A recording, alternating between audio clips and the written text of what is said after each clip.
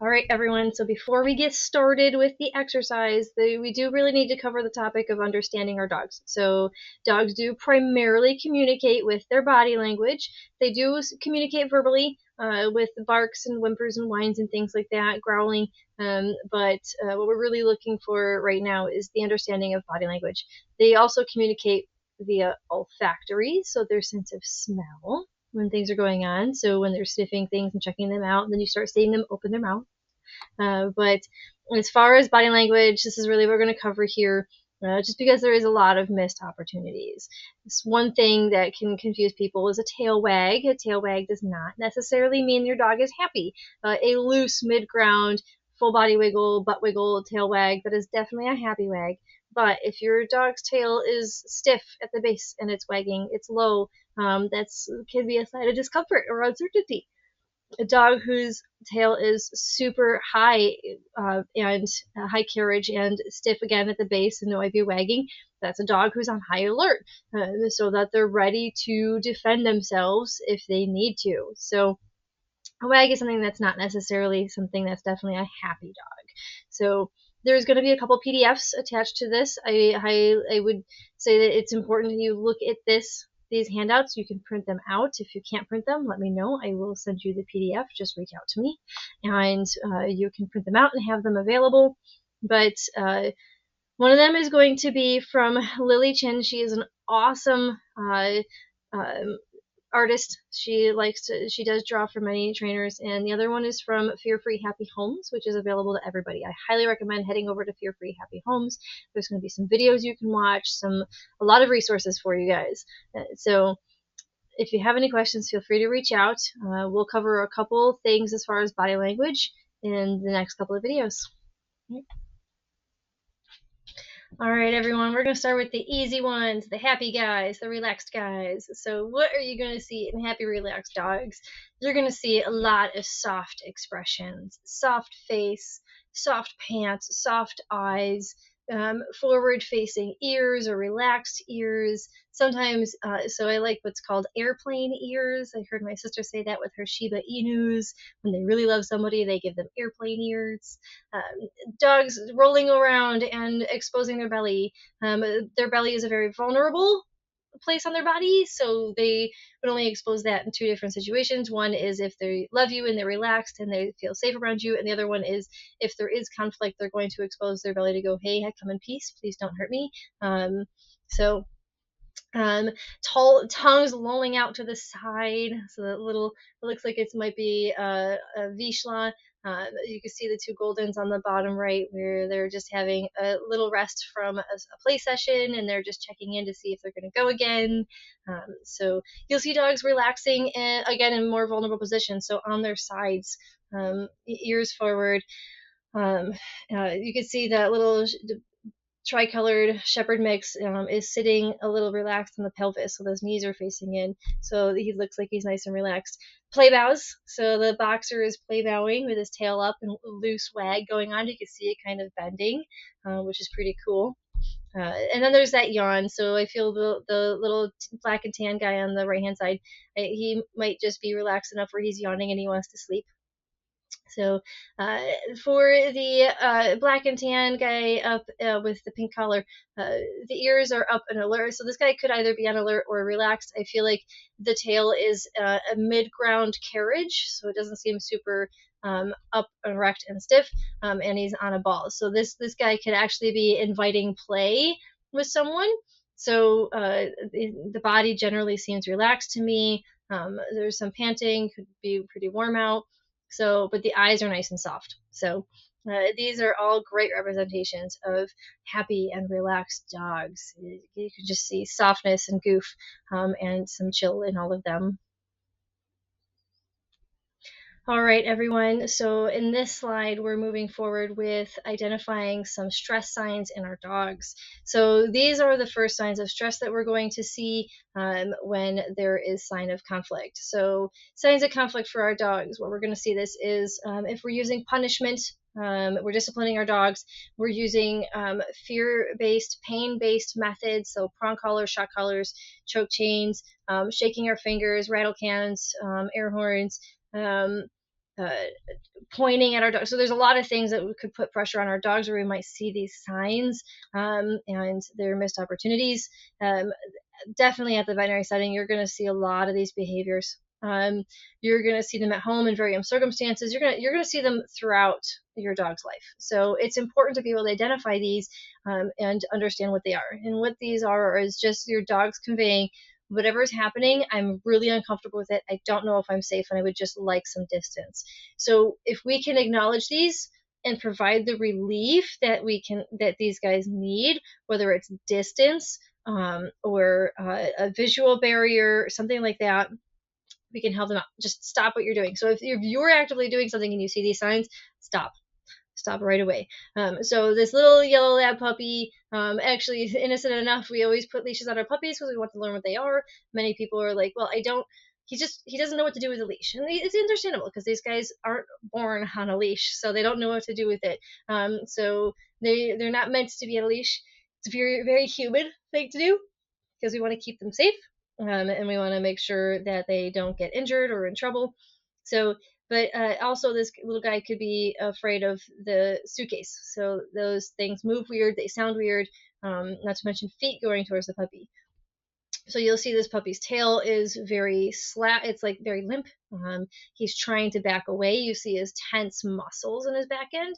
His face looks very tight to me, and his ears are flat back.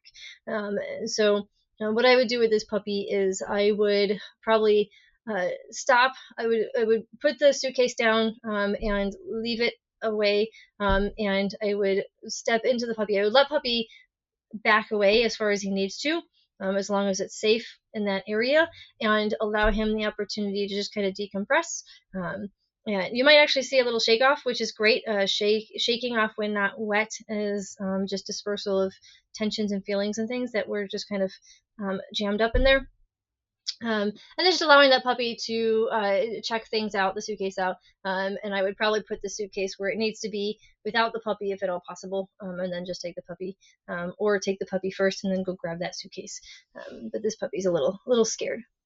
So we got to be mindful of leashes. Don't drag your puppies on leash, because there's something called an opposition reflex. If you're going to pull them, they're going to resist, and they're not doing it on purpose. This is actually this is just a reflex. It's not being bullheaded or stubborn or anything like that. They can't help it. So the guy below him seems to be this guy's stressed with the yawn, and his ears are back. Squinting eyes. Empathy. So he is looks like he's trying to like sit back on his haunches, so he's trying to push away. You can see that the front feet are kind of out in front. So he is demonstrating that he is stressed with this yawn. Yawning can be a stress sign when they're not tired. You'll see that a lot in the veterinary setting. So jumping is a number of things. Jumping is happy. I'm happy to see you. Let's go play. I love you. Or it's please help, get me space, get me away from whatever's happening here. So you'll see jumping in the veterinary setting, and more often than not, it's because they're asking their people to take them home. So I think that this is what's happening here, because this guy is super up high. His ears look flat back, and his face looks tight to me. So jumping can absolutely be a sign of stress, discomfort, and please give me space. The little guy, black and tan one next to him, he is lip licking. His ears are back. So I doubt there's any food around. I think this is more of he's in a situation that there's conflict. If you look at the rest of his body, his right front leg, his elbow looks a little bent. So it looks like he's got a little bit of that lifted foot, showing appeasement, saying, hey, I come in peace. That tail in the back is kind of laying down flat. And again, the ears are back. You can see a little bit of the whites of the eyes. So lip licking is a sign of discomfort. And so licking without food is a displacement from discomfort. So what we do with our own displacements is we tend to play with our hair. I play with my necklace quite a bit. And I also will fiddle on my glasses. So this poor dog is asking for space, and I will see this in the vet setting also. The poor little poodle. So the poor little poodle, you're going to see a lot of stool and urine eliminations in signs of stress. So this is instinctual, actually. So when animals are in danger, they will void their bladder and their bowel so they can get away from whatever's coming after them. So it is a stress sign. You will see stress poos, which is very liquidy, mucus like poos. And a lot of people get embarrassed about it. There's nothing to be embarrassed about. It's everything that your pups just, they are so stressed. So let's see if we can turn that embarrassment to a little bit of empathy and compassion for these guys, and some grace for these guys, and let's see if we can provide some relief in the setting that they're at so they don't have to feel that. Pick him up, pick that little poodle up. You can absolutely console your little dogs, your big dogs. You can console them in signs in situations of stress. You can't have fear and good things happening at the same time in the brain, because they can't, they are in the same department, they can't happen at the same time. So you can help your puppies feel better by consoling them. You cannot reinforce fearful behaviors. This poor guy, he's just so scared. He's also got a tight face. His eyes are very tight. His ears look back to me. So this poor little thing. So the Shepherdy mix up in the top right corner. The eyes are pretty bulgy. You're not seeing the whale eyes, but his face is pretty tight. Ears are back. And his tail is super tucked. This guy is so scared. You can also see that he is putting a lot of weight on his left front leg and his left rear leg. So this guy is trying to get away from something. You can see him leaning away. His body is really tense. So these are all stress signs. These are all warnings. These are signs that these guys are very, very, very uncomfortable. What's needed in this situation is relief from whatever's causing the discomfort and the stress. So if it's distance, get distance. If it's a veterinary visit, medications for future visits and training at home to provide understanding and comfort around veterinary and grooming related situations.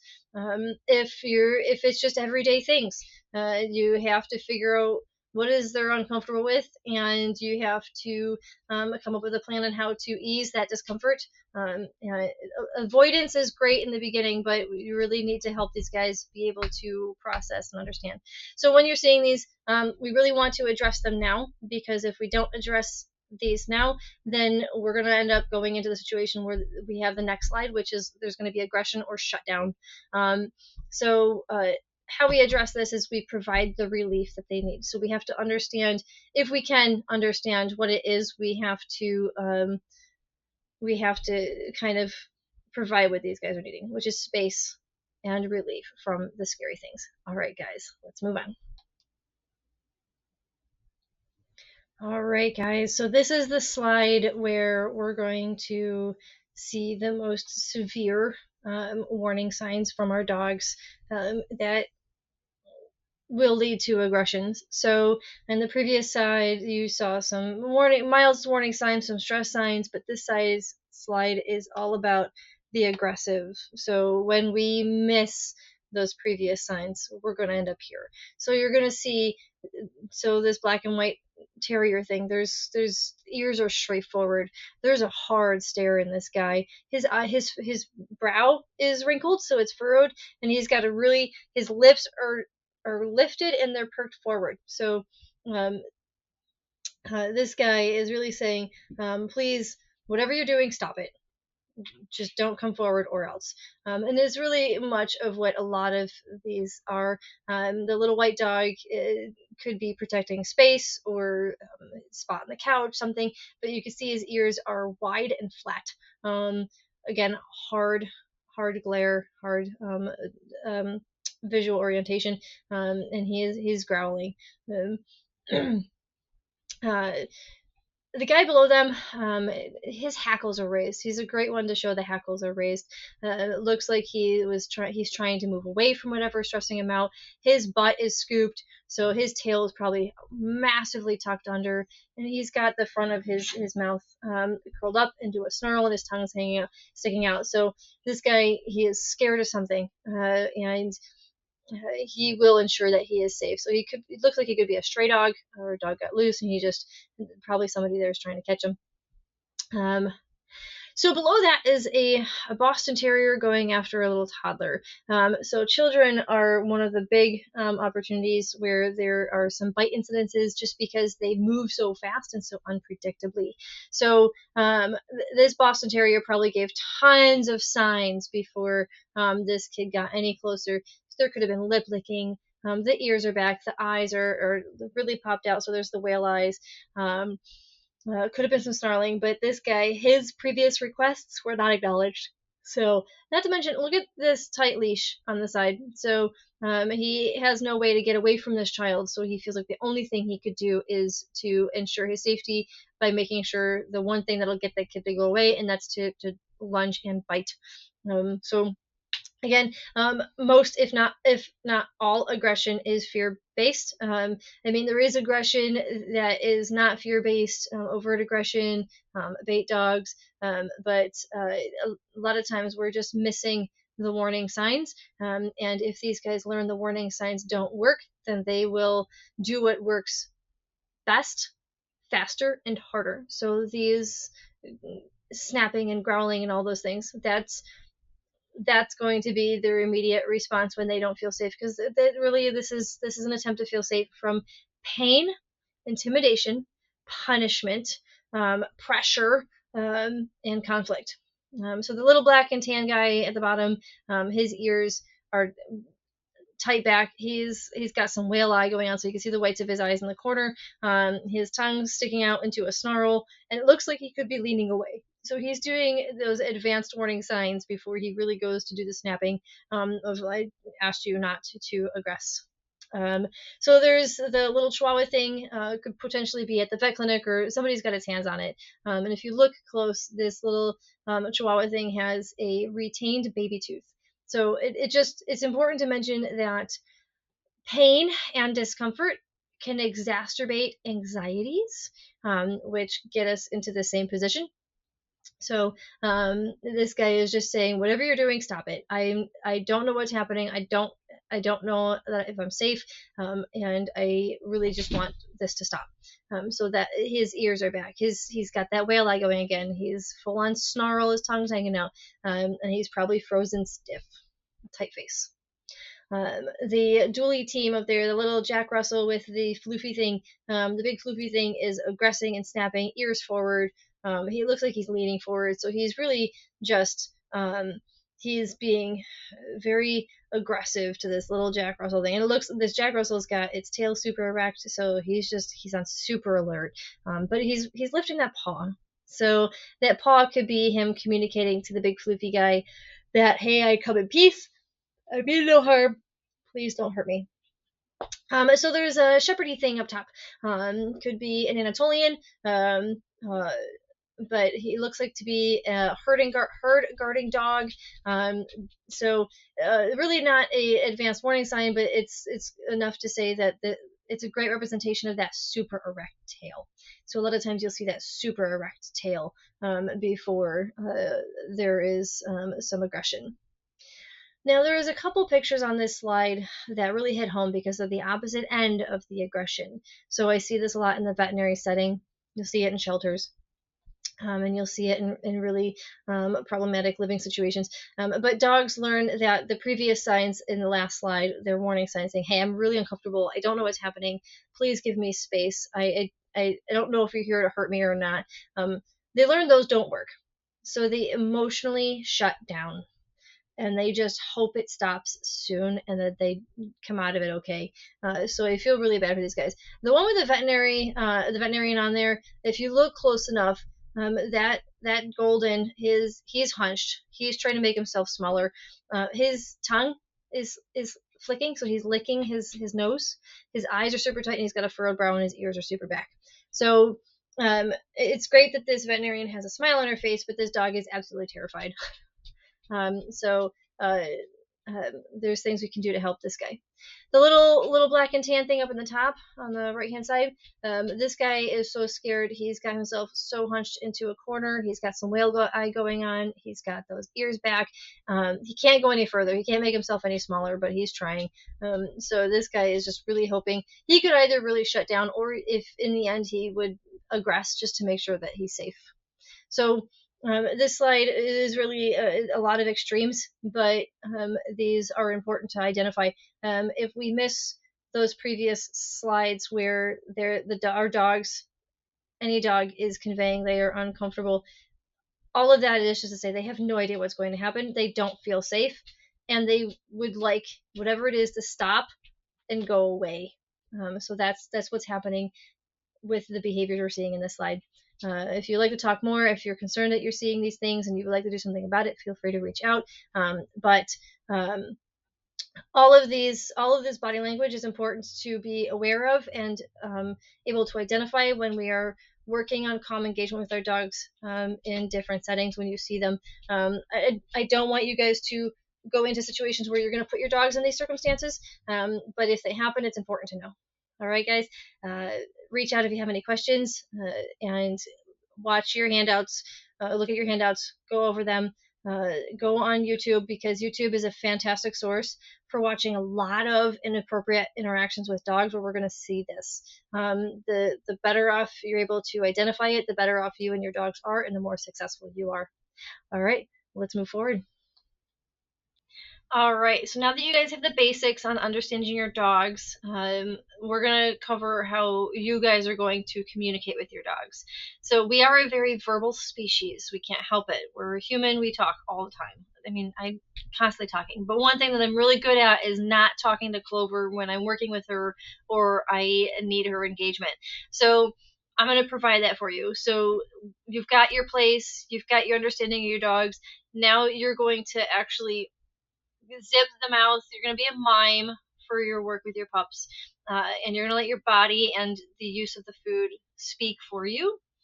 So it's also very important that you watch your dogs. It is important to be aware of your surroundings when you're starting to apply this exercise in different areas, in different locations, and all different conditions, because we should be practicing this often.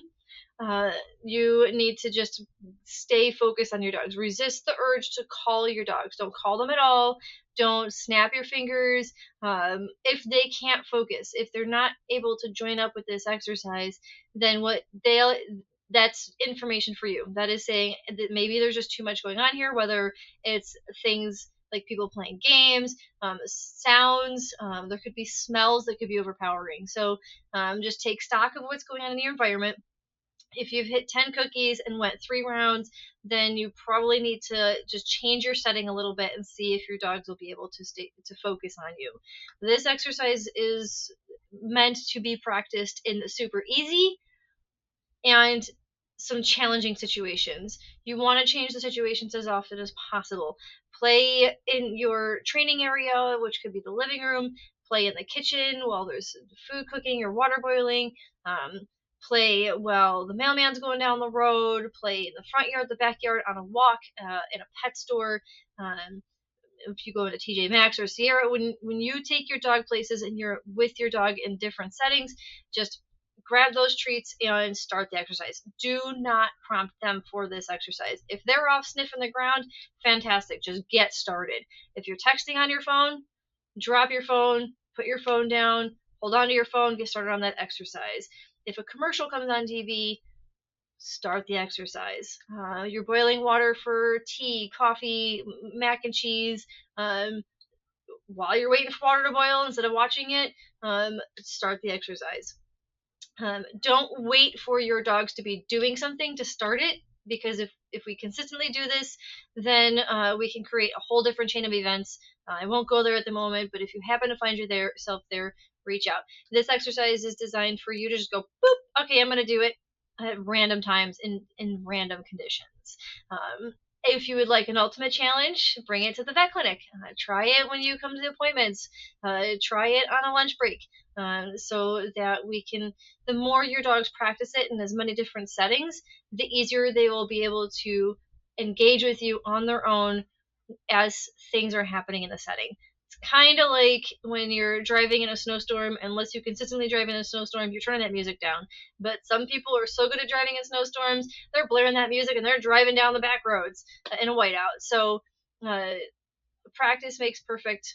help your dogs be able to apply this in different settings and different areas. All right, let's get to the nitty gritty. We're going to work our ways through step 1 through 3. But remember, this is a silent exercise. There's no talking. No talking. All right, just your body and your treats. All right, everyone. So in this section, we're going to focus all on you. So we've been working on our puppies and trying to help them learn some new skills, but there is another 50% of that relationship that we have to focus on. So that's you guys. So you're going to be learning how to work on the new skills that you're obtaining for this exercise, for the calm focus engagement, so that you can be successful. So a lot of what you do with your body and your body language and your talking and things like that, your engagement, just being there, your behavior is going to impact your dog's behavior. So, and then vice versa, your dog's behavior will impact your behavior. It's quite interesting if you start getting down to focusing on specific different bits and pieces of what's happening with your engagements in your life in general, being more mindful of how you impact others, human or non-human, or how others, human or non-human, impact you. And if we are more mindful of those things, in general, we could have a lot more deep breaths in our days and a lot less stress. Mindful as in just being empathetic and compassionate about the things that we do and the thoughtfulness of our actions. So hopefully these exercises will help you, not just with your puppies, but in your day-to-day. And it's just not these exercises specifically will help in your day-to-day, but the mindfulness around it, the thoughtfulness. So what's going to be needed for this is just you and a quiet place. Turn off your phones unless you're recording so that you can look back and see where you might be sticky if you're still having some difficulties, or you're playing music on it, but try to ask friends and family to just give you some quiet moments for these exercises. Turn off your TVs. I can't tell you how many times I've gone into a house to work with a client and their TV is on, and it's not necessarily distracting them, but it's distracting me. And if I get distracted, I'm not going to be able to provide you with the quality of attention and resources that I need to provide you because I'm distracted. And it's very easy. It's very easy for all of us to get distracted. It's not just specific individuals, it's just the way our society is. We have electronics, we have technology, and it's kind of affected our ability to have attention. If you need to do this without your animals, go outside where your dog's not, or cat's not. Maybe I'm working with my horse Rogan on things, so I will be practicing things not at the barn, because I am learning new things for Rogan because he's a different species. He's completely different than Clover, and I need to figure out how it is that I can behave best for him so that we can have a more smooth communication and dialogue. There's a fancy word, dialogue. Find your place, and get yourself comfortable. Have whatever tools you're going to need. So what we're doing for these exercises is teaching you how to handle treats, or how to not handle treats all the time. So I like to call it dumpster diving sometimes, or boomerang, when you go right back into your treat pouch or container, whatever you're holding your food in. Teaching you a focal point. So when you're working with your dogs, we're so concerned about what's going to happen or may happen in our environment. So we'll just need to focus on our dogs. Our dogs will tell us when things are happening. It's good to have a quick scan of things, of the environment. Fantastic. Scan the environment, but put your focus right back on your puppies. So there will be an exercise to help with that. So if you're using, if you're working on your food handling, get a bag of dry beans, or if you play cards and you use coins to play with cards, just get your little wallet, your little change purse, and get some pennies and coins and things, and you can practice with that. Anything that's a different shape, different texture. There's so many different ways we can practice these exercises. Dry beans, coins, peas. So you can use frozen peas if you want to have peas for dinner. You could use maybe spools of thread. So there's different things. For Rogan, I'm working with his pellets, or sometimes I'm working with hay. So what I could do is cut up some yarn. I could play with some yarn to get me comfortable with the feel of the stringiness. For pellets, I might, I could get some fish gravel. That might be a cool idea too. So there's so many different things that we can help ourselves with. Sometimes I use lunch meat for dogs when I'm training. I usually try and get the stuff that doesn't have all the junk in it because it's not the best, but as a treat, it's fine. So trying to cut that up. How can I work with thin, slimy things? So just coming up with ways to help with that. Um, this is really just helping your imagination too. All right, so let's go on to some exercises and we'll talk you through them and see what we can do to help you guys out. All right, guys, enjoy. All right, everyone, let's get started on the feeding exercise. So this is standalone, no pets needed for this exercise. Get your counter, get your food or whatever it is standing in for your food, and a container your food's going to be in. Stand in front of your counter and just shake your shoulders a little bit. Breathe into your shoulders. You want them relaxed. No tension in the shoulders. You're going to reach for the food, put the food on the counter, and put your hand back to your side. Reach for the food, put the food on the counter, and hand back to your side. The purpose of this exercise is so that you can get more comfortable with relaxing your arm and your hand by your side before diving right back into that container. I always call that dumpster diving or boomeranging right back in. What's happening is if we just dive right back into that food container, we're telling our dogs we're going to feed them, but then we're holding out on them. And usually a lot of times jumping can be a result of that. So we can speak more clearly to our dogs. We want to create a consistent pattern of how we're going to feed them, and that when we reach for the food, we will absolutely follow through. As long as food is delivered within 5 seconds of reaching for and you're feeding, you're good. Your dogs will understand that once you reach in, you're going to feed them. So they won't need to jump over time. So it's reach for the food, feed the counter, hand to your side. Reach for the food, feed the counter, hand back to your side. Take a deep breath if you need to in between hand to your side and reaching for the food. That's where you want your breath. Is hand to your side, take a deep breath or count 1 Mississippi, then reach for the food, feed, and hand back to your side. Take a deep breath or 2 Mississippi, and then reach for the food again and go. Practice with both sides. It would be fantastic if you could do this with both hands, so that when you need to, if a hand's available, you can do it, to tell your dogs they do a fantastic job. All right, enjoy the video. I just demonstrate this in a couple different containers. You'll see Clover and Cagney making an appearance. I don't feed them because I don't want to reinforce that behavior. All right, enjoy.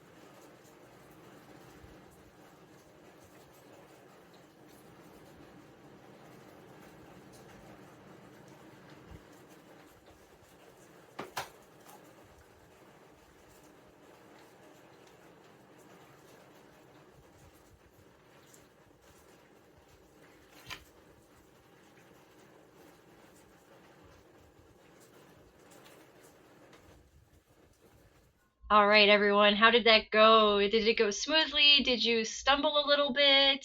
Did you have to really think about what you're doing? So it's really the purpose of exercise is to help you guys be more mindful of what you do with your body so you can most effectively communicate with your dogs, because that's how they speak. It's body language, not verbiage. So you don't have to do it with cookies on a counter. You can do it with cups, pens in a cup. You can do it with pretty much anything. Just be more mindful about it. Taking one, putting it down, relaxing. You can do it in a seated position. Take a pencil out of a cup, put it on your table, and put your hand on your lap. Grab a pencil, put it on your table, put a hand on a lap.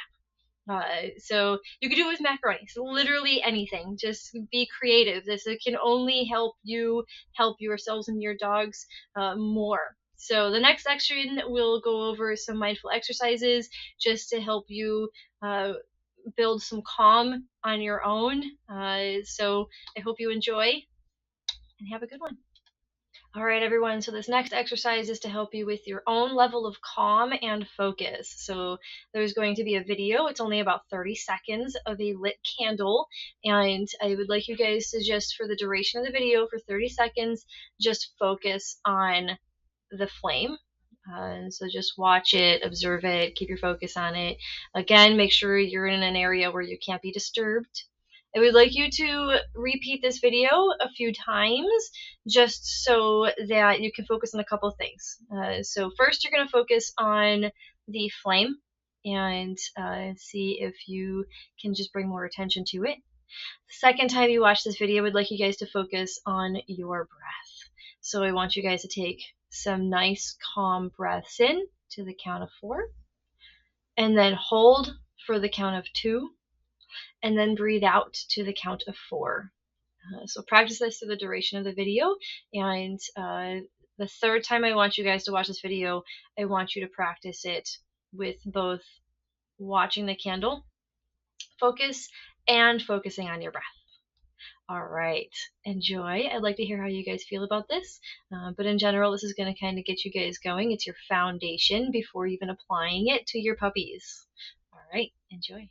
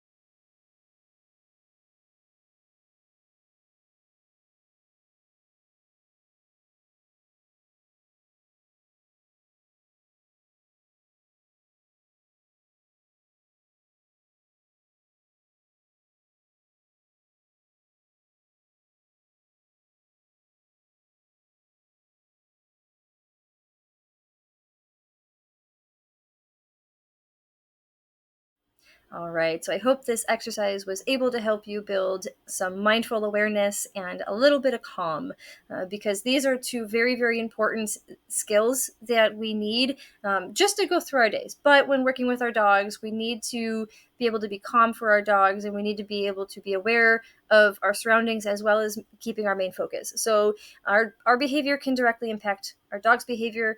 Our dog's behavior can directly impact our behavior. So if we can be calm, we can help our dogs be calm. Our focus, much like the flame on that candle, should be on our dogs. We do have the ability to have some peripheral vision, so if you're able to keep your attention on your dogs, you'll be able to perceive some of the things that are going on, or be able to do a quick scan and then engage with your dogs.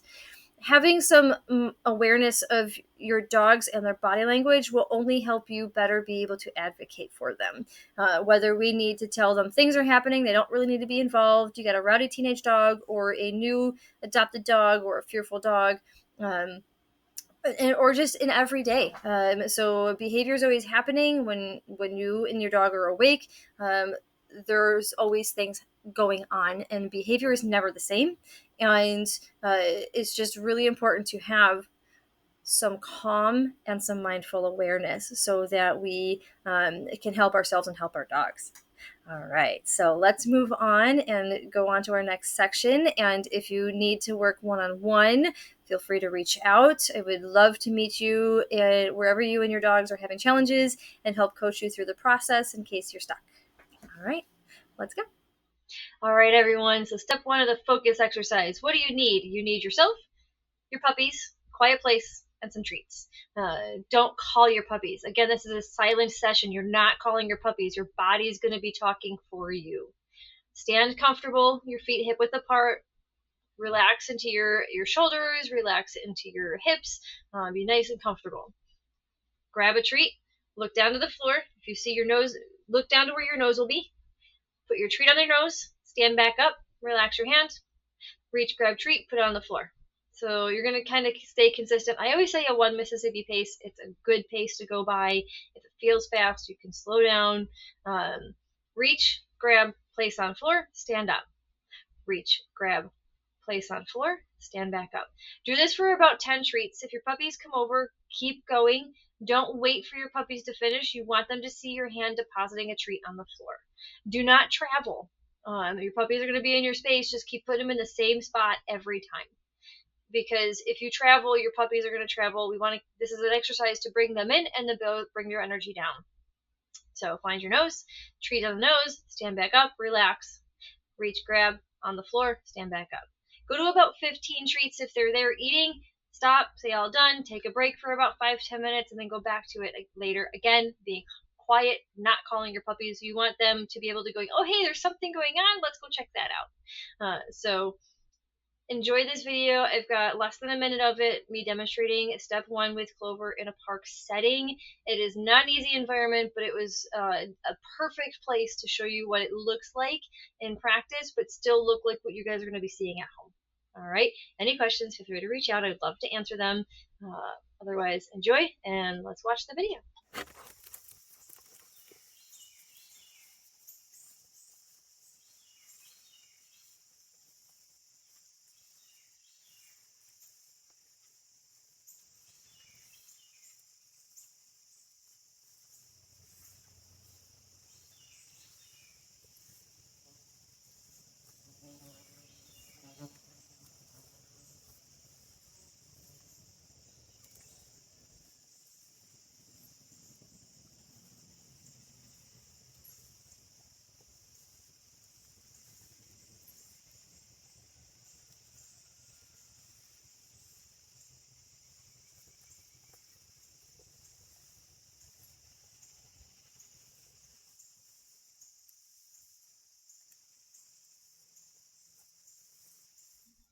All right, everyone, the application of step 1. So at this point, you have done your exercises for just you alone, so you're comfortable with relaxing your body and not diving right back into that treat container, and you're taking a pause in between each break.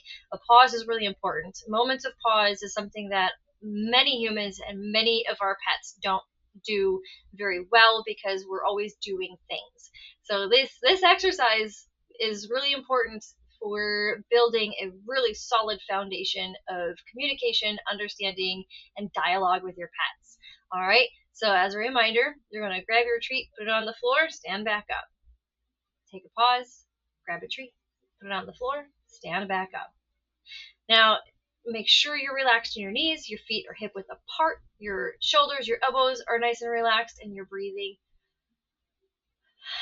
and taking a moment. All right, stand all the way back up. Your body's going to want to cheat, and you're going to stand in a forward fold. That's not sustainable. That's not comfortable. Put it on the floor, stand up. If you have to bend your knees, kind of like you're going to sit into a chair to put the treat on the floor, that's fine. Stand back up. If you have discomfort in your joints, your knees, your hips, anything like that, and you can't do this standing, then you can do it in a seated position. So again, you're going to be sitting with your container of treats in one hand, and you're going to be grabbing, feeding on the couch. Relax, hand on the lap. Grab, feed, and put it on the couch. Relax in your lap. Take a moment, and then reach, grab, feed. So it's still a grand motion. You're grabbing, turning, grabbing, turning. Still want to do the same thing though, is you want to be quiet, and you want to make sure that you're very consistent and predictable in your pace and your placement. So again, it's going to be grab, feed, relax, grab, feed, and relax. I don't have a video of this in demonstration, but follow the video where I'm placing down the floor with Clover, and you can pretty much just switch it to here versus down. Clover has a stick with her, so I'm applying this in a different condition, a different setting. So I'm not necessarily grabbing her attention with the food bowl, but she's familiar with this exercise, so it's just the best way I can get Clover to demonstrate. It was about 2 years ago. She was about 7-8 months of age for this exercise.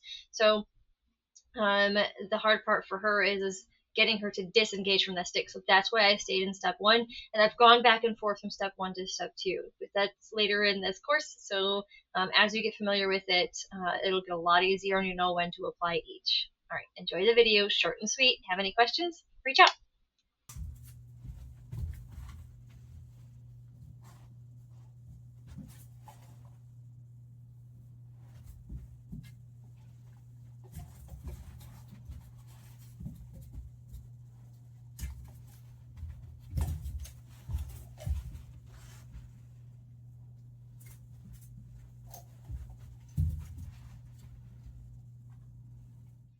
All right, everyone, we're on to step 2. So you've done your human skills and you've done step 1. So hopefully you're really comfortable with the handling of your treats. You're not holding any hostage, and you're really good at not diving back into your treat pouch and your puppies going, oh, gimme, gimme, gimme, gimme. So at this point, you're going to see your puppies trying to follow your hand up to where you're getting the treat from. So you're going to see a lot of this, where they're trying to follow, and then they're going to follow your hand to the floor. If you're seeing that, go about 2 to 3 rounds, and then move on to this step, which is when they look at you, you're then going to reach, grab, and feed like a horse. So put your treat in the palm of your hand or next to the meat of your thumb, so that they can choose to take it. Do not push your hand into their mouth. It's very important you just put it below their chin and offer it, not give it. All right? Why I say in the meat of your hand is it'll hold it nice and snug there, but they'll still be able to get it. If they're very snappy puppies because they're so excited for that food, or they're just really aroused or excited, they're young puppies, they're very bitey, mouthy, and they get like this alligator-sized jaw. Their nose will go here, and their mouth will go here, and it'll actually be more of a gentle grab, so you won't lose any fingers. Don't feed like this. Dogs don't know how to take from this, and you will get teeth on skin for this offering. So it's really important. Palm of the hand or in the meat of your thumb right here. If your puppies jump, this is a fun one. Resist, resist, resist. Resistance is not futile. Do not do and pull it away. It's very uncomfortable to hear that noise. They probably already have an experience with the ahs and no's, which can be uncomfortable and confrontational, and it's really not fun. If they're jumping, though, what you can do is bring the food down. So you grab the food. Many people I see like to do a little swish and flick. You actually see me in my video do a little bit of pizzazz with my treat before I put it down. And you see me catching it, honestly, because my next, after a few times, I'm actually just going from the street to the floor. No swish and flick. Grab the treat and then feed to the mouth. If they're jumping up, that's okay. Take the food down until their feet are on the floor and just stay consistent with that. If you're consistent with that, they won't feel the need to jump. So you're going to help your jumping issues a little bit with this one. A lot more to go into that. Another course, work with me on it. But this is one way we can assist our jumping issues. Again, no ahs, no no's, no pulling away and takesy backsies. You made that promise. Remember, this is a promise. You promised them the treat was coming. Don't take it away. So just follow through, bring it down to low enough so that their feet are on the floor and let them have it. All right. So they look at you. You reach, grab, feed to them below the chin, and they take it. You relax your hand. Now, where they look at you is not. It does not matter. They don't have to make eye contact. That is honestly just a human need. Dogs don't need eye contact. It's actually confrontational and uncomfortable for many dogs. So don't force eye contact. If they're not doing it, why do we train it? If they're going to do it, they'll do it through this exercise. Again, don't force eye contact. They'll look at your hips, they'll look at your tree pouch, your container, your hand, or whatever. Doesn't matter. They'll grow over time with that engagement. As long as they're engaging with you, just feed it. This section teaches our dogs that their behavior does really count, so that we will be able to communicate with them regardless of the things that are happening in the environment and the conditions that you would find you and your puppy in over time. So very important. They look at you, you reach, grab, feed, relax. Always, always, always put your hands next to your side, relaxed, breathe into your shoulders, and wait for them to re-engage with you. If they disengage, take a deep breath. If they don't come back, go back to step 1. If they come back, feed them like the horse below their chin. Tell them, good job, puppy, and then keep going. Short and sweet. These exercises shouldn't be long. This whole video that I put together was actually a grand total of 2.5 minutes, I think, shy of 3. So you don't need long at all. If you have questions, please reach out, email me, message me, whatever you need to do, and I'll be able to answer your questions so we can work together to help apply this in various scenarios. All right, enjoy.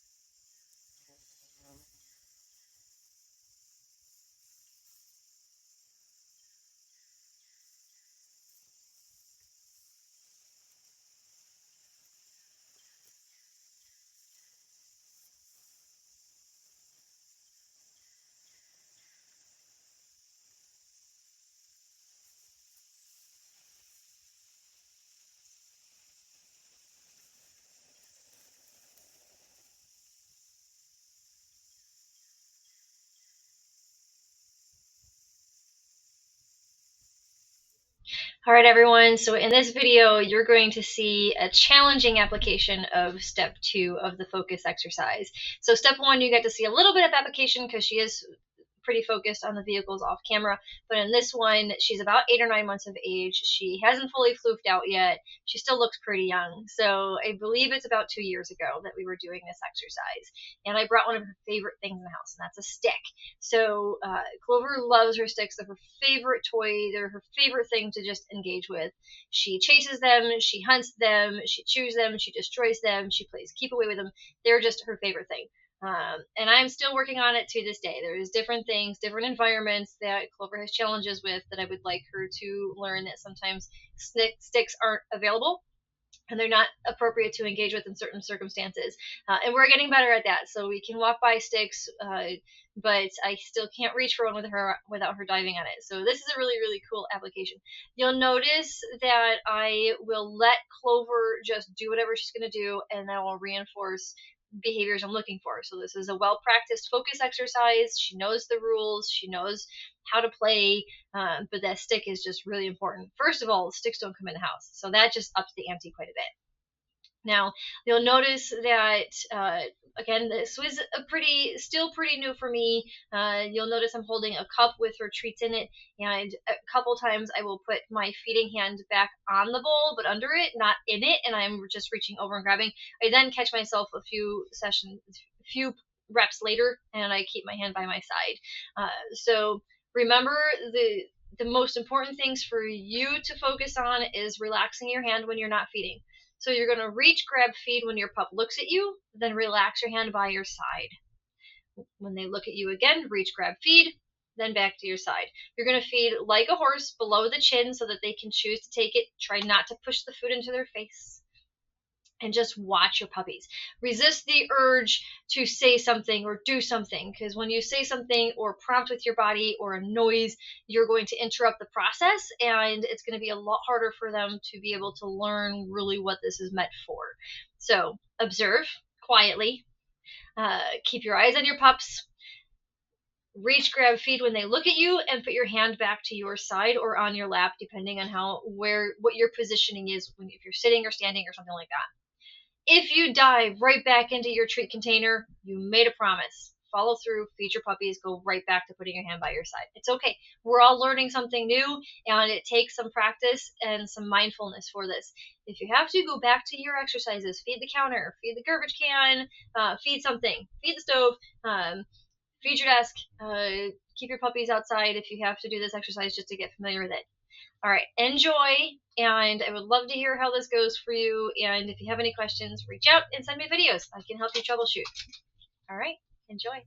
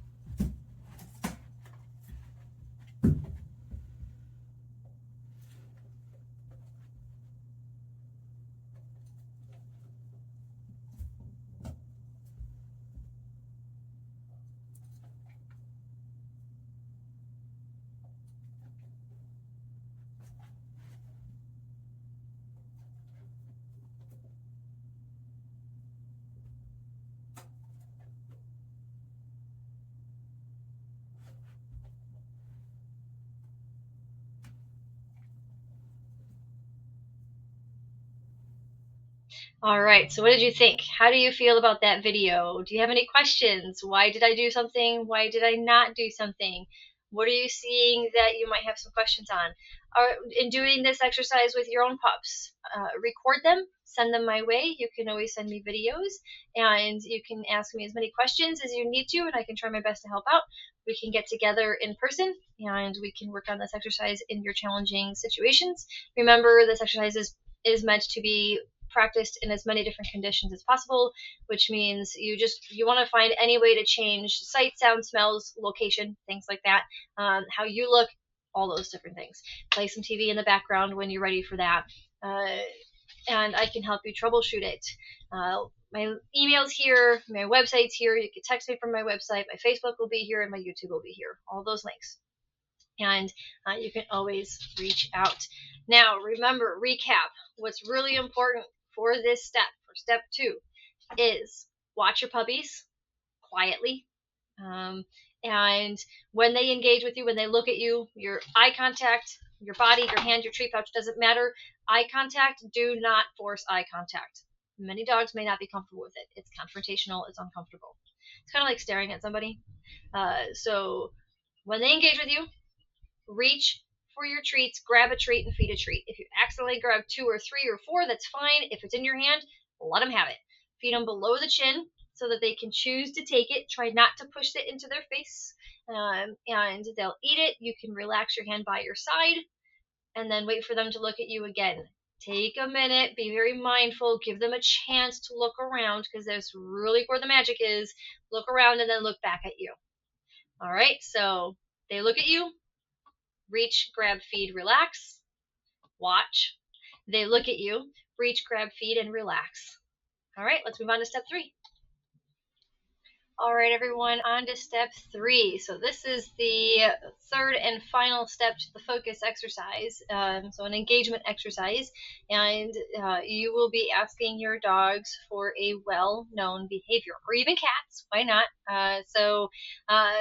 What you're going to be doing is changing your conditions, whether you are seated, standing, laying on the floor, on a bed, maybe in downward dog, doing your yoga.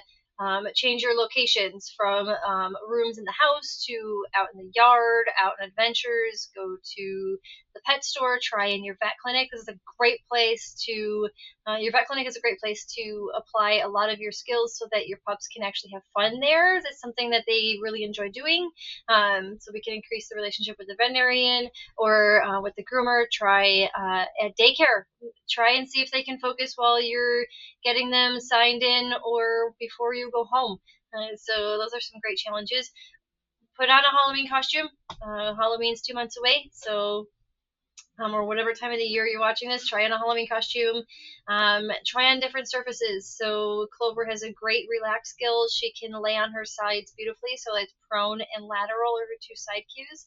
And I am challenging her by just doing a verbal instead of just a verbal visual. And I'm also challenging her to do it on raised surfaces, so like picnic tables, because the purpose of her prone and lateral will essentially ultimately be if I ever need to do x-rays, I want her comfortable with it. So I can prepare her for the x-ray table by using a picnic table or maybe an exam table, something like that. So change the conditions. Add some people to the area and see if they can focus while the other people in the area.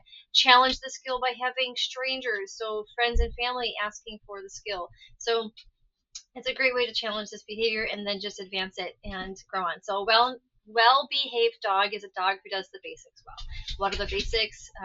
This focus exercise is the basic skill. If you do this skill, this exercise lifelong, and it's the only thing you do, you're already doing amazing. All right, guys. Enjoy the video. I'm applying a touch skill. Yes, I'm not talking. I'm using a visual cue with Clover in it. And we just got, this is the same video from the previous exercises where Clover has a stick in the house, and I'm just seeing if she can perform a well-known behavior in the presence of that stick. All right, you guys enjoy. If you have any questions, reach out. I would love to work with you when you have to, when you get ready for those challenges. Enjoy.